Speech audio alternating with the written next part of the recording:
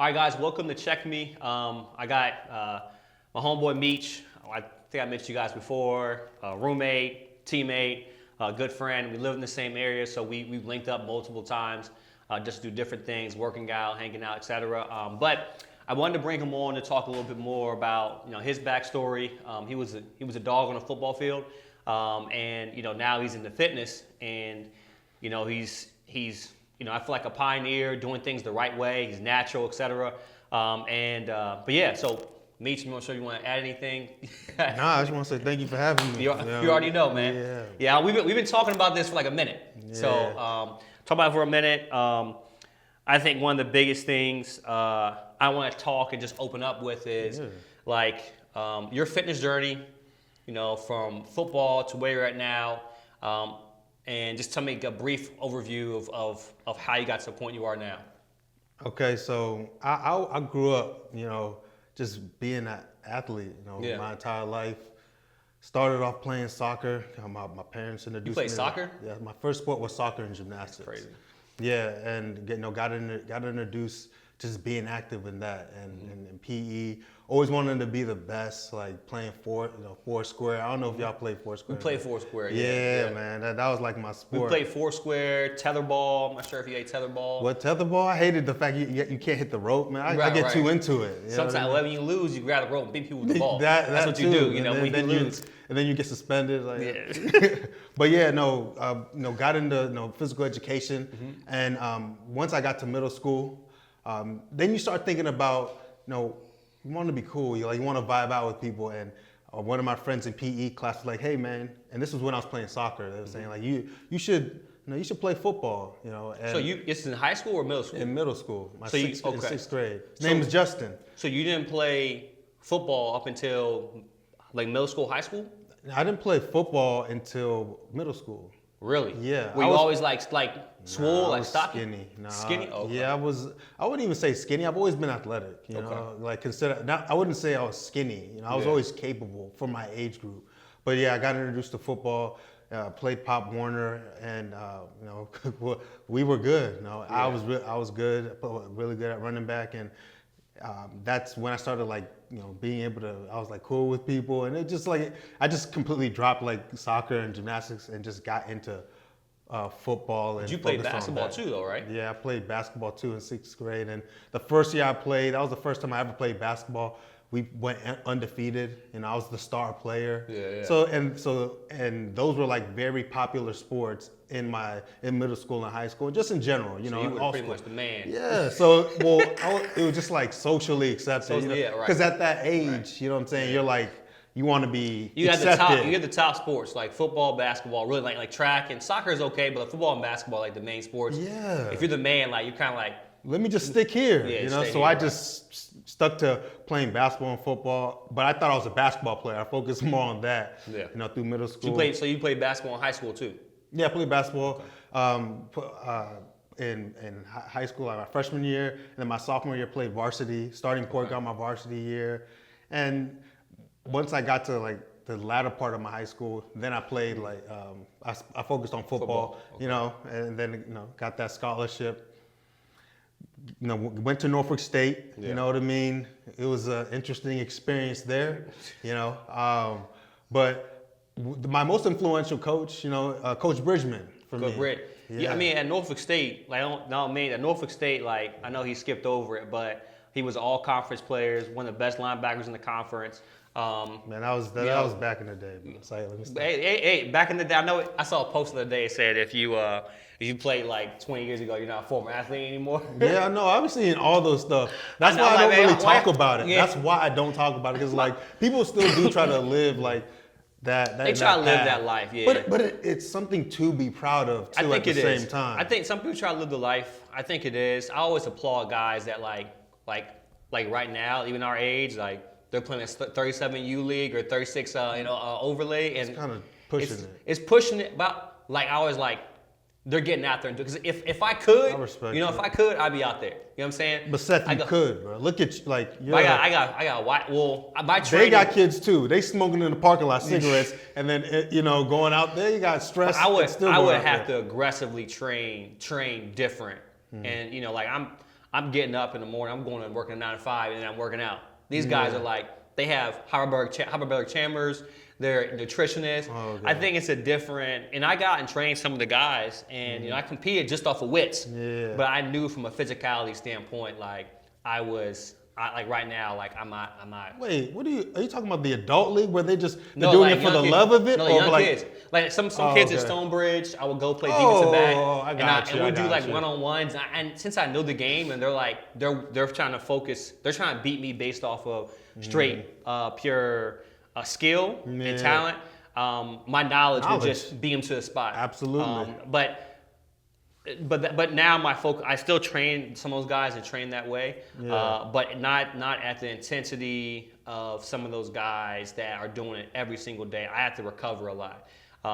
Which you mentioned Bridgman, right? Yeah, I learned a lot from man. Bridgman as well too. Want to put it back to Bridgman, like talk to me about Bridgman. Man, he's one of the Because Reese was one of the boys. Yeah, he's cool, man, Yeah. and like just the knowledge that he had, bro. Like he was one of the most influential coaches I had, because once we got over, like once I was done with football, like I got out. I still wanted to keep that sense of competing. You know what I mean? And during the off season, like we didn't really have the funding to have like off-season training and everything like that. So I would still keep in touch with Bridgman and use the teachings and the programs that he had just to hold me over until we started our season. So we gave that program. You pretty much followed that program. I would do it by myself. I was working 12 hours a day delivering beer in Virginia Beach. I think I remember that. Like you were working. People like we were working during the summer. Yeah, I was working, and then after I would go out the track, run like 2 miles on the track, and then go do his workout.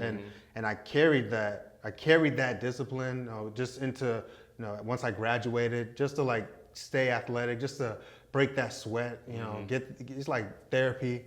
And that's I just carried that till now. Doing that. Yeah. That workout plan, that workout mentality. Because I remember you in the gym, you, Ant, Corwin, y'all, Hassan. I mean, y'all boys were getting after it. Yeah, man. Like, y'all were lifting. And I remember in the gym. It was. I mean, with the linebackers, like in any football team, the linebackers are the strongest group. On the team. It's crazy because I started off as a strong safety. Oh, really? Like I'm a strong safety turned linebacker, so that just shows like. Yeah, but you got some DBs that lift more than D linemen or linemen, so you beefed up. In college, playing football, you working out, you did well in football. Did you like try to attack football like the next level? No. You didn't? I didn't take it seriously at all. Why not?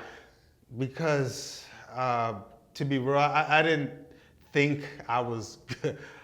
I just didn't have that mindset. To be honest, I was never really in love with football. You weren't so like you didn't like try to go any camps, like any. You just the athlete. So because you went to the All-Star game, right? Yeah, no, I was. HBC All-Star game, right? Invited to it, but I wasn't. I wasn't told that I was invited that year. Let me not even get in. I didn't go. You didn't go. Okay. Yeah. So then you just said like, hey, look, that was it. Yeah. Like I just said, I never really had like a real love for football. If you could go back, would you have attacked it? Oh, thinking back on it and just thinking how obviously qualified I was. Yeah. Absolutely. And I'm not trying to be, because you know how once there's so many football players that, like 10 years, I could have been in the league. Like, I know I could have been in the league if I would have trained. I never trained officially in the offseason. I just worked out and I was drinking heavy. I was. So you're still drinking, you're seeing. Dog, I was drinking every day in college. Yeah. Yeah, like I was like, so if I would have taken it seriously and like known that I was qualified, I think I would have been a lot sharper, a lot quicker, everything. So it was just. Bro, like I remember like. Oh my God. There's so many stories. But you were known to be like Amechi was known to be like one of the strongest guys on the team. Only thing I noticed was like, and I don't know if this now, like maybe that's why you run a lot now, is like endurance. Yeah. Do you feel that like, because like when it came to like I never really like when we had to like get in trouble when we went back and forth, I would see like you get tired. Other than that, like there was really like no drop off. Yeah. So you were playing at a high level even though you were drinking heavy. Yeah. That's crazy. I mean, you could say I was playing at a high level, but no, I You know, weren't just playing, like you said. you weren't playing at your full potential. Of course not, Yeah. because, I mean, I was drinking, you know what I mean? And I wasn't focused. How much were you drinking?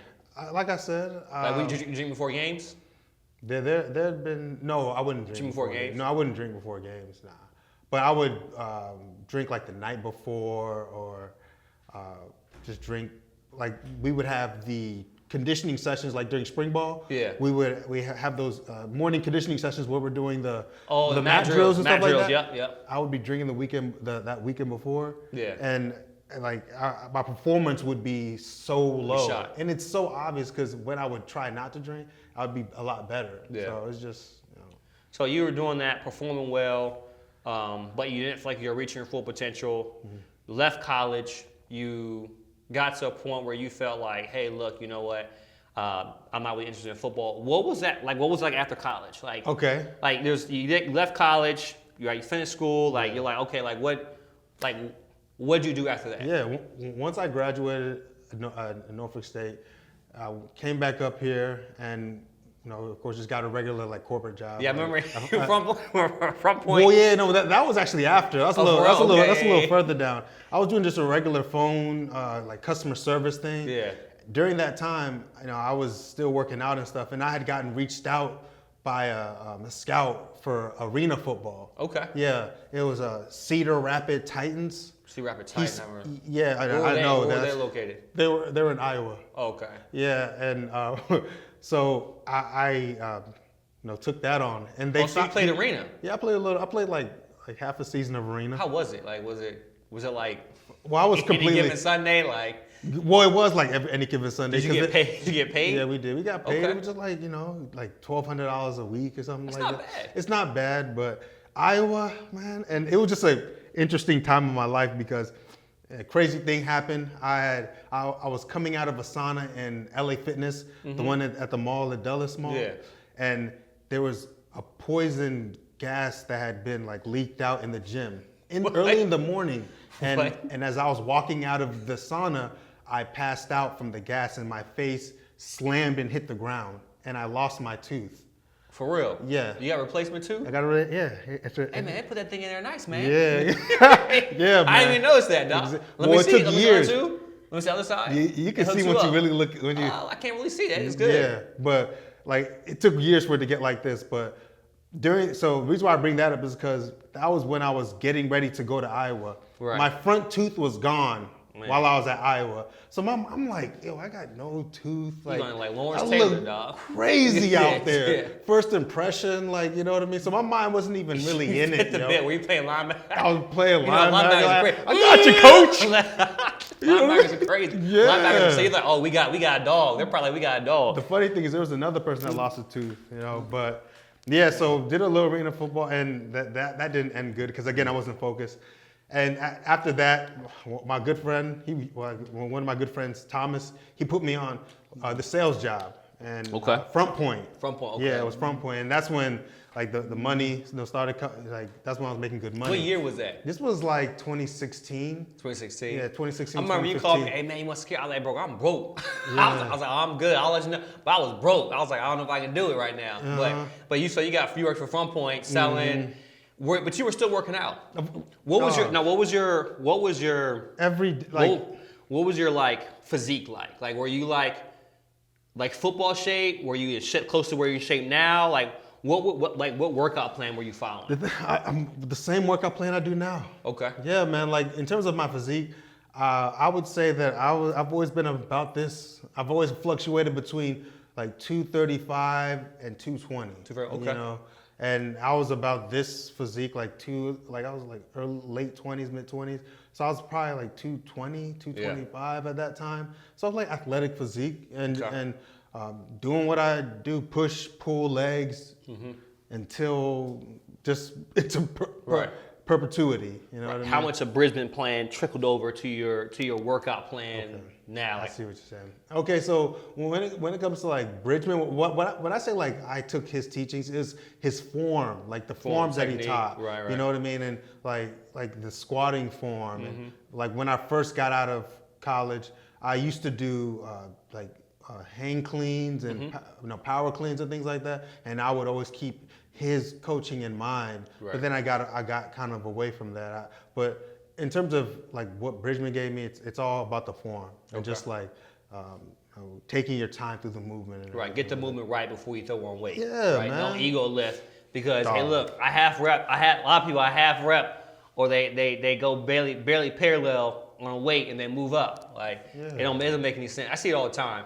But I'm like, maybe people are young. You know, they don't realize it. You know. So you did that front point, worked out, trained. Yeah. Drinking. So you stopped drinking. How? No, I did not. I was drinking heavy at that time. So what point did you stop drinking? It's been a little over 3 years. So you haven't drank in 3 years? No, I've been drinking 3 years. No, I haven't drinking 3 years. Which, hey, look, a little clap for that. That's a blessing. Yeah, man. It's a blessing. It is a blessing, yeah. What was it gradual or was it like cold turkey? Oh, yeah. No, I had tried to cut so many times, bro. It got to a point where I just kept like hitting a brick wall. Like I was, getting into accidents, or I was like ruining relationships, losing trust and things like that. And like I tried to go into like, rehab and things like that, or tried to get help, AA and things like that. But I would always just go back, once like things were starting to get a little better. That's when, for me, I would always associate drinking to fun. Like celebrate or yes, like... exactly, celebrating. So, and another thing, when I was working sales, I was making money, yes, but I, in my mind, for some reason, thought that in order for me to sell good, I would need to be a little inebriated. That's a great thing. For me, like I lived and developed business. This is a salesman right here. Through sales. And, for me, the challenge was how people, I don't drink coffee, and that's probably different now. Well, that was the thing, like, usually it was like business meetings, like, hey, let's grab a coffee or let's grab a drink. And it's usually customary. That's how typically, hey, let's go to the bar, let's grab a drink, get to know you. Yeah. I know your product, what I can deliver on, and it's just a matter of, do I want to buy from you? So, do you feel like it made you loose, or it was like that was the industry and how salespeople made business? Yeah, no, it was because it made me loose. I've always been a person that had like social anxiety and all that and all those things, and it made me like relax that like lie in my head, So it just made me like think less about that and just be more loose. Okay. So what made you stop? What made you say like, hey, look? I know the moment I stopped, like when, like I said, November 21st, 2021. I had gotten into an accident. I had like T-boned these two women, and I was just thinking, because I ran a red light and I hit them at an intersection, and I was thinking if they would have been going like any slower, or if I would have been going any faster, I would have hit the front part of their car, and like I would have, who knows how it would have turned out. Luckily, it was just my car was totaled, her car was totaled, and my insurance, like, it was just that situation. It was just that kind of situation. But when I was, in custody, when I was going through the process of the DUI, and and then I officially went to rehab, like inpatient rehab, just for like a couple of days. I was just thinking about how close like that things could have been different. I'm just here I'm just learning a lesson, but my life could have been changed if I would have killed those people. And then also while I was there, I was thinking I was getting closer to God, and just leaning on, because I was thinking like the reason why I have like this anxiety, or I keep dwelling on it, is because I'm trying to control everything. When you just lean on God and know that everything perfectly, not to be all preachy, but this is how I like was able to just be okay. Everything happens perfectly under God's will. You just got to understand, like, no matter how you might sound dumb or you might trip or you might do this and that, as long as you're thinking about God or you're thinking about just doing right, everything will happen perfectly under that. You know what I mean? Yeah. I remember one day, Meech came, I was like, hey, you in the area, and you rode your bike here. Yeah, man. And yes, but you see that, dang, bro. I remember you rode your bike. Wow. I remember you rode your bike here. Mm-hmm. I didn't really question it or anything. But blah this, that, like whatever. I think there was a kind of mutual understanding. Yeah. You rode your bike here, and we started talking about God, for me, like prayer is like, I know I can't do anything without God. So like when a situation I can't control it. Yeah. I'm gonna pray, right? So what were you? I think it's okay if we get a little preachy, but like was prayer? Were you just like, God help me, and then was that prayer a big component? Yeah, praying and just remembering.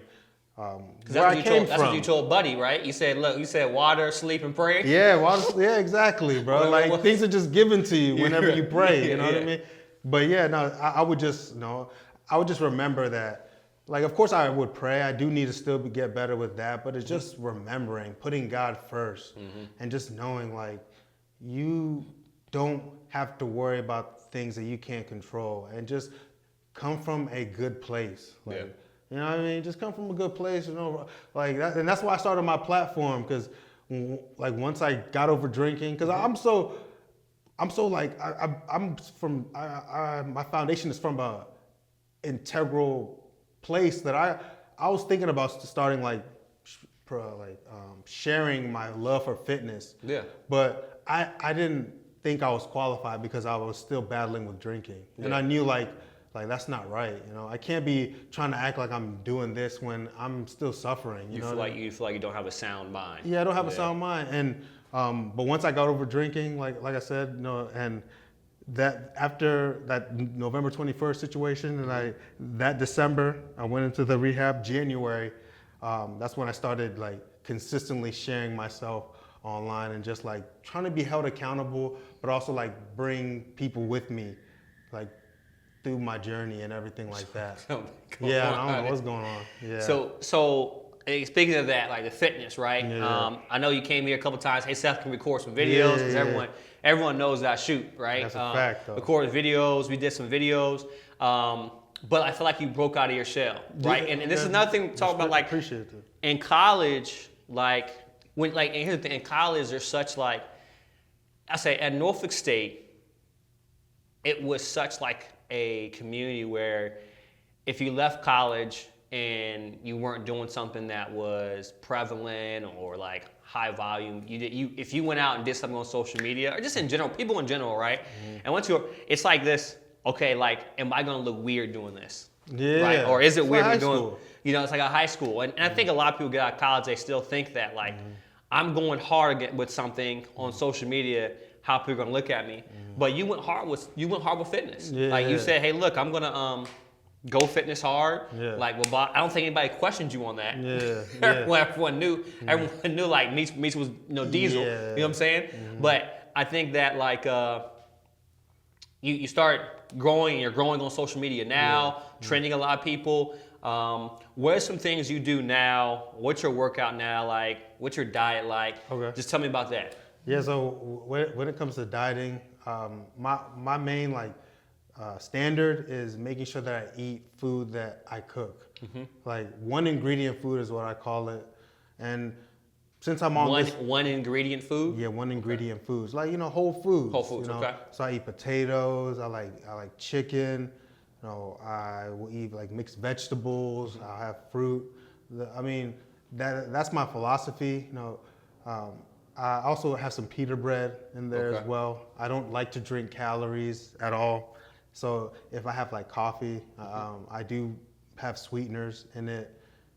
In terms of my training regimen, and then I'm not a machine. And it's not. This is life. Yeah. We trying to enjoy ourselves. Right. We trying to look good to enjoy ourselves. So, like, of course, I'll eat like I get 80-20, 90-10. They might understand, like, if you go and get a burger, you're not gonna be like, oh, I can't eat the burger. Yeah, right? like, let's live. Like, you Yeah. still go out, you go on a date, or like, you enjoy yourself. Right. You go don't on limit vacation. yourself. Yeah, I get you. But even like when you travel, I went to Greece like this past summer. Oh, really? Yeah, and like it was a hassle to find a gym, but like it's my priority to like work out, so I still was able to get Was the that food in. healthier there? You felt like the food was Yeah. like more actual true food over Yeah. there, as opposed to like America, everything's like processed. Yeah. Like, or broken down or fake. Like. The comparison I make, because they had gyros there. Oh, okay, the yeah. gyros are the meat that they use, because they use like, I think it's like beef. Yeah, they use Yeah. Well, they actually don't. It's very rare. It's hard to find gyros that have like beef there. Like, it's chicken. really? They have mainly chicken, but that's the way the meat tasted. It just tasted different. More richer, like yeah, real? like heartier. Yeah. You know what I mean? Than compared to here. But yeah, I just try to make sure I eat like whole foods, and I drink a lot of water, because like with me, if I'm hungry, or if I think I'm hungry, before I eat anything, I always like get a gallon of water and I chug it until my stomach is full. Yeah. Because typically, like, and I'm sure people have heard this before, whenever you think you're hungry, you're just thirsty, So that would also control my cravings and everything, because I love to eat. So My brother told me this, and once he told me this, I was more aware of it. He said, and which people I'm pretty sure they know, but I heard from my brother first. People eat to change mood and behaviors, change their mood.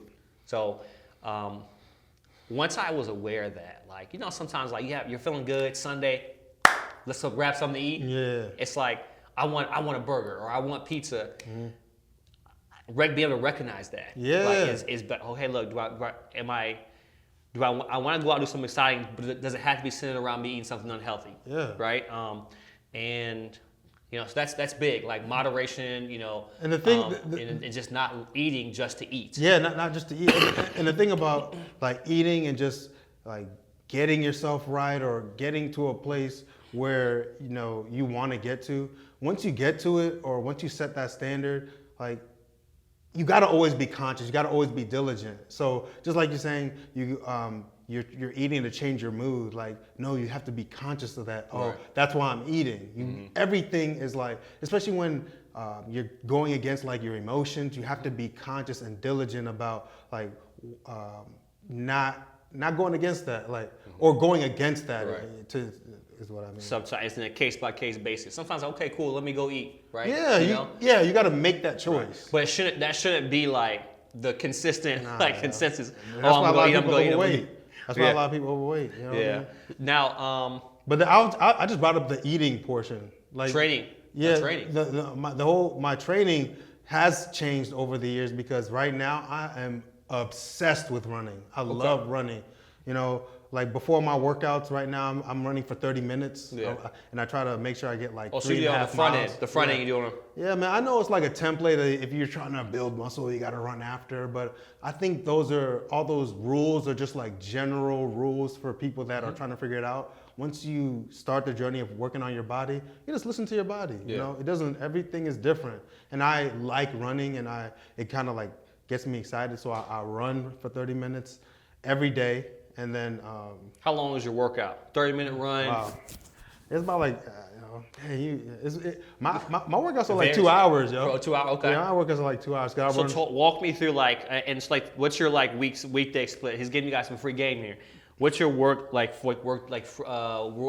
split? Okay. You say, hey, look, I consistently try to do this. I may not hit every time, but I try to consistently hit this. What does that look like? So I do push-pull legs into perpetuity. There's no like Tuesday is leg day. It's just like that's just the pattern. Push-pull legs. So give me the pattern. If you're starting on Monday, the pattern. What does that pattern look like? Then I'm starting with push.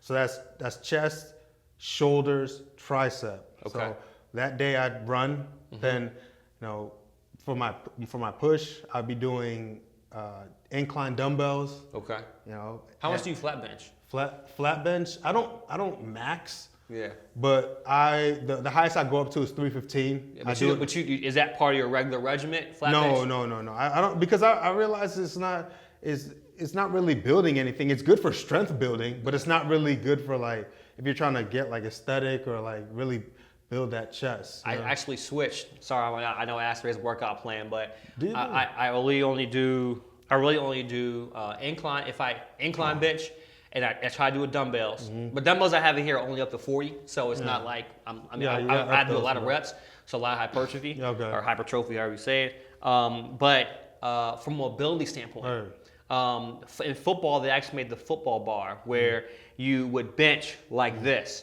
And instead of like this, a lot of people get shoulder problems from benching like this, right? And I had gotten that too. It's not naturally how our body is supposed to function. And when you think about it, when you're pushing like that, you're not really hitting the chest. You're not really hitting chest, right? Like, which ideally could work a lot of collective muscles, but it's not really hitting the chest. More of with dumbbells where you can really hit the chest. So incline, so you do dumbbell incline, flat bench, upper incline. No, I don't do flat bench. I do dips. I superset with dips, and I do that for like 4 sets of 10.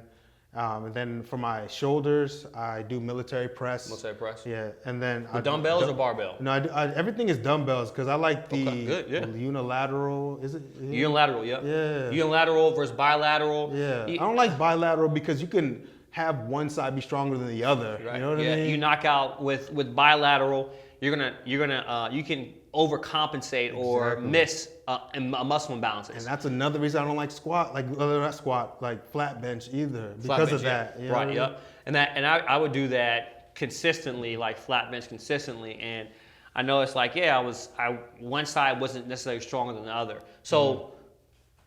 Dumbbell bench, dumbbell incline, dips, military press. Okay, what else? Yeah, I like then I go to cables. Yeah, so you do hit the machines, okay? Yeah, well I do cables. I don't do like the machine where it's like a lever and you just like because that's not functional. The machine, right. Yeah, so stick around. That's the bit they want to hit. So everything's pretty much functional. Yeah, it's functional, man. Like we want to look good, but we also want to do good. Like you know, you don't want to just be like a action figure. Like you try to get the water. You like you know what I mean? Like so yeah, I like to be able to move. And then so that's push pull leg, push pull. Like for my push. I finished with a tricep push down. Okay. Yeah, and then for my then the next day after my push will be legs, and that's my favorite day. Okay. Not actually all my favorite days, but that's when I run. So push. Excuse me. Push day, all that pull. What's pull? Yeah, I'm sorry, because it's called push pull legs, but I do push legs. Pull. Okay, so you hit legs next. Yeah, I do legs next. Yeah. So. Is that to give your body a rest? I guess. Well, I think it's because that's how Bridgman, like we would do chest. Is that how we did it? I think that's how we did it because we would do legs after chest. I hit legs twice a week. I do. Yeah, definitely. And Quentin, my boy Quentin, I was doing like a squat on a Monday, a front squat on a Thursday, heavy front squat on a Thursday. But then I switched to a bilateral day to a unilateral day. I like that. Yeah. I like that. Like I said, I'm gonna take that. But you do legs on the next squat. We see you squat a lot. Yeah, squat definitely. And repping out 415. Like good form, repping out 415. If you watch his videos, like he's not half repping. Getting good depth, good form, good leg posture. But repping out 415. Yeah. Okay. And I think you gotta. For everybody. I think. Keeping your legs strong is the most important thing out of like everything because especially as you get older because that's the foundation of your mobility. That's people usually have like a bad back or bad knees and I think it's because they're not using it. It's not because they use it, it's because you're not using it. It starts to like rust. Your body needs to be moved and worked on. So I do squats and I just do like a squat routine. So I start off at 225. Then I go to 275, 315, then 365, then 405, and then I tree back down. Yeah, I almost said 405. Yeah. Yeah, 405, and then I go back down, and those are all like 8 reps all the way till I get to 405. I do 5, and I go. Come back down. Yeah, and then I just do like auxiliary movements after that. But now on my leg days, instead of like just running for 30 minutes, I'll run for an hour. Okay.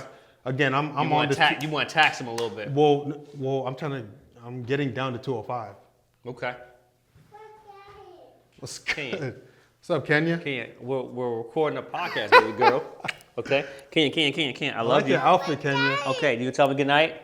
Okay. I love you, baby girl. All right. We're gonna cut that out. All right. So 4-5 leg routine, run, and then you got your pull day. Which do you do pull-ups? No, I don't do pull-ups. Okay. Nah, I don't. I'm a little too. My pull-up game is trash. I mean, like I can only on a good day I could do 10 pull-ups. 10 pull-ups. Okay. Yeah, 10 pull-ups. I think most people can't do 10 pull-ups. Yeah. What? No. Like Most people people sleep on pull-ups. Most man. people like half rep their pull-ups. Yeah, and that like, too. Like I'm real like hyper focused on really like going to like almost a day hang. And it's really for me like it's hard. It's hard. Like I do pull-ups. I do about maybe 100 pull-ups a week, and it's hard. Tough. It's hard for me to consistently hit 10 pull-ups with like full lockout. Yeah. I see people do these pull-ups and they're right. Pull-ups are no joke. No, right? they're not. That's probably one of the hardest. That is one of the hardest. Like, I don't want to do a pull-up where I'm going like this because I'm only training my body to be non-functional without my full range. So pull-ups are hard. So you don't do pull-ups. I don't. I do lat pull-downs. I like doing that. You know, I'll do deadlifts. I start off with deadlifts. RDLs sometimes. or deadlifts? Yes, yeah. People call me out. Yeah, for some reason I call RDLs. I call RDLs deadlifts. I don't deadlift anymore either. Yeah, I don't deadlift. I like not RDLs. Not that I don't, but like I don't deadlift. I don't deadlift either. And I don't even RDL that often. I just do that like probably once a month. And then I'll go to like dumbbell rows, bent over rows, or I'll do like seated cable rows. And then I like the lat pullovers. Oh, my wife loves those. Yeah, those feel so good. That's like a massage to me. It feels good. And then I do the face pulls where I'm on the seated row machine, and I'm like doing the face. I like that. And then I just finish with bicep curls. So that's it. And I just rinse and repeat. Yeah. So push pull legs. That's what I do. Those three, and then try to hit it. If you miss a day, you miss you did. Yeah, if life happens. Right. But that's it. Now, why don't you compete? Like. Wow, yo. Let me say that. Why like ideally, like aesthetic wise, right? Yeah. Like you're good with your aesthetic. You like the way you look, right? You're in shape. You know, like you have the mass that you want. Yeah. Percentage body fat, you're probably like around like maybe I'd say like nowhere over 9 or 10% body fat. No, I'm at 12 right 12%? now. That's good. Yeah, according to my. That's a good 12. Yeah. I think 12 like is like for me like 12 to like 15. I would want to be there. Like that's healthy. You are there though. I'm probably about like maybe probably like 15% body fat right now. For real? Yeah, I'm like 15. I carry a lot of fat in my midsection. My legs are very lean. My arms are very lean. Back's very lean. Yeah. But my midsection is probably where I'm getting that extra 3. But yeah, so like why not compete? Right? What's the mindset behind it? Why don't you compete? Man, like the thing about me, I advocate for being for health, you know, being fit, you know. And I just think the whole culture of bodybuilding goes completely against that. Yeah. You know, the whole like crash dieting, the whole it's not health. It's not sustainable. It's not sustainable. Yeah. The whole having to go on stage and then they're like, oh no, you're a pro. No, you were second place. No, you got your pro card. Like, right. And it's just they promote steroid use. Yeah. Like I'm trying to be nice right now, but it's like, nah, I mean, I've always went back and forth with it because I was told that was a way to legitimize yourself as a fitness person. Right. But like, it doesn't make sense because what bodybuilding is and what they do to look that way for just like that show, is not really fitness to me. Yeah, I think that, well, one thing is, I actually got into a beef with a couple people about 10 years ago, and I was like, there's a reason why bodybuilding is not an Olympic sport. It's not a sport, it's a pageant. Right. Sorry, okay, got that is, like, for me, like, what you're getting graded on is not actually how you perform in physical activity, it's aesthetic, right? How you look, it's a pageant. But also, too, like, there's a lot of,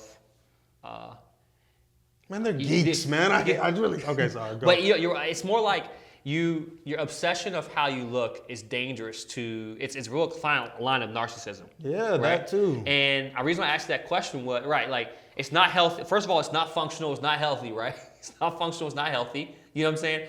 And the same thing is like mindset wise, like if you're confident because of how you look and not who you are, it's an issue. Yeah, that right? too. That's like the biggest thing for me. Like so, like my confidence doesn't come from. I have far from the best physique, but like my confidence comes from first like the Lord, but just who I am as a person. Like not my aesthetic, not like whatever, like my credentials. It doesn't come from that. And a lot of times with bodybuilding, you think, oh, like you're 6'3", 6'2", you have this physique and you can't scratch your back, like you can't move, you can't even run because you'll pull your hamstring. Yeah. You think that you're the crop of the chrome, or cream of the crop. I say Yeah, crop of the you're chrome, high or cream of the value crop, man. right? High value. That's the biggest thing. So did that play a part into you like not wanting to do bodybuilding and just like focusing on life and just doing life? Like yeah. That does play a part. I never thought about it like that, but yeah, it definitely plays a part because I like to be real and like I like to just promote, doing things the right way because that's how you're able to really build that confidence. And you mentioned that when you focus too much on the aesthetic instead of the internal true performance, right? you're able you take the shortcut to get to places like again steroids. Yeah. When you're not even thinking about the long-term effects, or you'll do synthol, things like that. This man doesn't take anything. Like if you check out his page, I'll put some pictures. He doesn't take anything at all. And I've been working out for a long time. Right. Like, and that's the thing is I'm not saying it's not to say like, oh, I'm amazing because I look this way and because I don't take anything. No, it's because I've just been being consistent and doing it for a long time. I think that's important. Okay. Honestly, I don't think, but I know it's important. When people start taking stuff, and it's not the mere idea of, oh, I'm taking stuff because I want to reach a plateau. You're more susceptible to take more stuff, right? Like if I see a man who has hair dye, right? I have to. There's nothing wrong. You got to get into it. Hey, look, bro. there's nothing wrong with it, right? But hear me out. What? You don't think there's anything wrong with it? That's their choice. But look, what I also know is that they may have done something else to enhance their appearance because of their self-esteem. Same thing if a woman got a BBL. Yeah, that's then true. then there's she may have got something else done or whatever. It goes both ways. Now, that's why I brought up the man thing first, so people don't be like, "Oh, you're talking about a woman."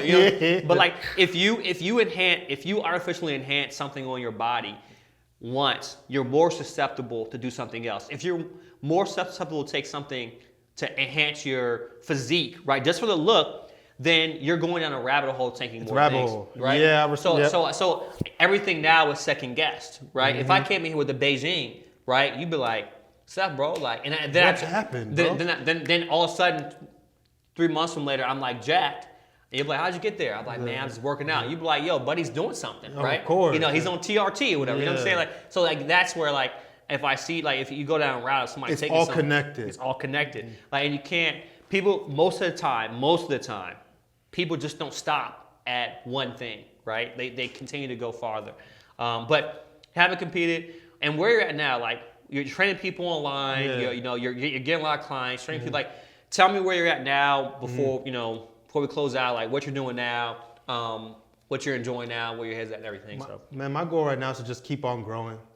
Keep on showing the consistency. I want my brand to get more out there, and it's not about my Instagram page and just my brand is Specimen Mindset, Specimen Fitness, and it's not about the aesthetic. Like. I want to grow that, and when it comes to specimen, it's like being the best version of it. It's just another way of saying being the best version of yourself mentally, spiritually, physically. You know what I mean? And I just want to grow that, stay consistent. Once I start able to bring people to help me more, then I'll start like doing products and just I want to also like do seminars and programs. I just want to grow my brand. Grow my brand. Right now I'm going to be getting into other endeavors that'll be able to help fund what it is I'm doing now. So just staying busy, bro. And, again, just being thorough and trying to motivate people through living by example, and also just expressing myself. You know what I mean? No, I think you're doing a good job of it now. You're being consistent on social media, trying different things. You're growing. Just anything you want to say to the camera, to the people before we leave out, before we close out. Anything you want to say to the camera? Words of motivation. I don't know. Yeah. Give them an order, whatever. The thing with I don't know who's gonna watch this, so hey, listen, all year. This is something that is gonna last forever. So we just speak from where we are now. I was a person that used to drink, and allowed my social anxiety to control me. I think we have an issue with looking at other people and trying to measure ourselves with people that are further down the path. And you just got to run your own race, and just know that your path is different, and just focus on yourself. Stop looking around. And once you're able to do that, hone in on that, not only will you be able to make the proper steps to progress in the ways that you need to, but then you'll also be able to harness your power. You'll be able to do you'll be able to come into a room and everybody feels that energy because you're aware of it, and then you're how to unleash it. You know what I mean? So it's just focus on it and do you, man, and give yourself grace, man. Yeah, so. And I appreciate it, man. I think he poured out some of his wisdom, some of his experiences that we all can pull from. I pull from. Hey, thanks for coming on. No, I appreciate you, man. What are we doing? You already know. You already know. We can say we gotta do this again. You know what I'm saying? So we've been trying to do this for a while. I've been trying this for a while. We'll probably come on and talk about more. I want to talk more, go into more training, more diet as well too. He was actually putting me on some things as far how I can absorb water a little bit more. And I'll talk more about the stack I use and stuff like that. Yeah, because everyone's using this type of stack. I think my steroid stack. Hey, man. Look, don't do that, because everyone, if they see this now, they're going, people will be like, you know how people are, right? You know how people are. It's like, oh, yeah, he's on the gear, man. Yeah. He's on something, you know what I'm saying? He talk about, these kids, you got kids 14, 15 years old using gear, it's crazy. And for me personally, I never used anything in my life. I don't know why I even say that, because nobody's ever questioned me about it. Why not, man? Nobody's ever questioned me if I use something. It's funny, because most people that you won't even suspect beyond it, too. It doesn't work for some people, and they're on the gear. But, yeah, man. No, appreciate you. Yeah, but say, bro, we're not pounding up, bro. I know. I got you. All right, y'all. We out. All right, bro.